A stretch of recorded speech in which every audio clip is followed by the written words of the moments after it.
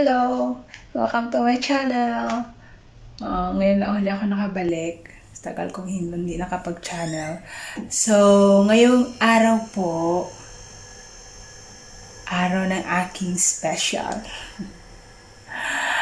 Ito po, nakikita niyo po yung bulaklak. Ang ganda-ganda.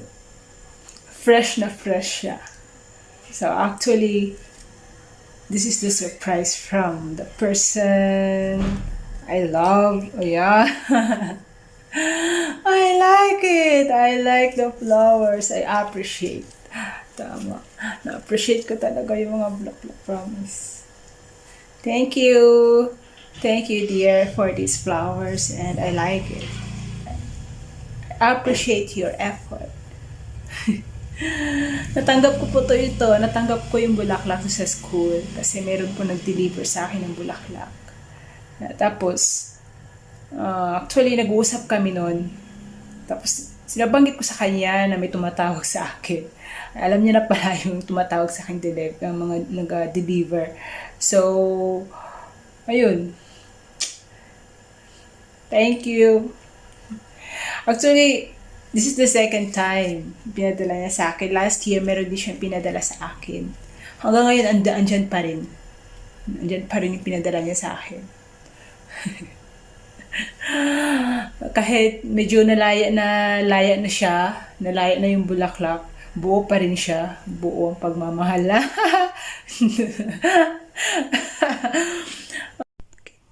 Hello, ito yung bulaklak dati. Ayan. Buo pa rin siya yung mga bulaklak. Nangingitim na nga. Pero meron ako ipapakita din na fresh niya before. Ayan. So, ito na siya. Inalagaan ko siya. Ayan. So, nag 1 year na siya ngayon. At saka ngayon may bago ako uli. Okay. Ayan. Gusto ko lang po i-share yung mga moments ko ngayon. Kasi sobrang saya ko talaga. As in, saya ako. Thank you. Salamat sa mga bulaklak. Pink, red, meron siyang purple, pero ano siya, light purple siya. Ayan, may message pa. Thank you so much. Ito yung napaka-special ko na araw. Kasi last year, November 11, I did not expected na meron akong matanggap na bulaklak.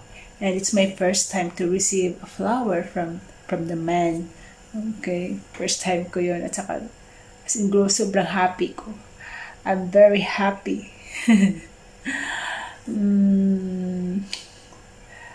Sa buong buhay ko, first time kong nakatanggap ng bulaklak.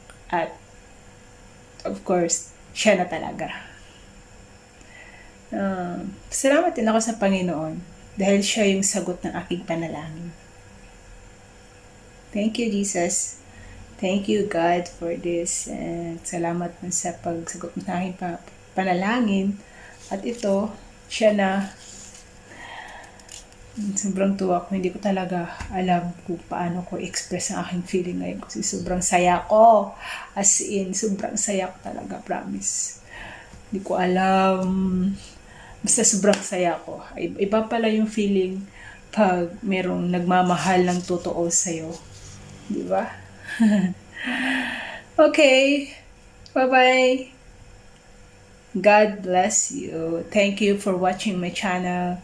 Okay, so kung bago ka pa lang sa aking channel, okay, can you please subscribe, like, and if you want to ask something, you can comment below. Okay. Bye-bye.